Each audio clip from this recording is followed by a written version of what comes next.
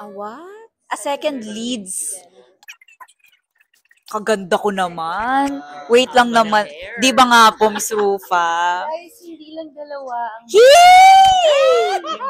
lima. Talaga. Hindi ganon. So, ito na nga.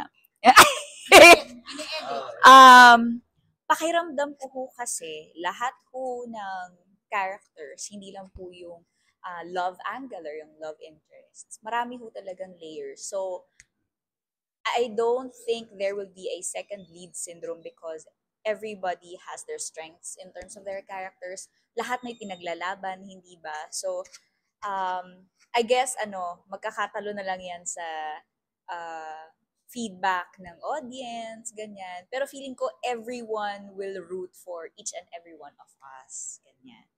Diba nga? Yeah, and yeah, just to add to that, I think and I trust na our writers will write it in such a way that it will all be satisfying for all. It's a good story, and it will be a satisfying story and a satisfying finish. He is very genuine, and I think he is that one person who really knows her. Uh, he genuinely cares for her, and he wants to be a part of her life in whatever she does.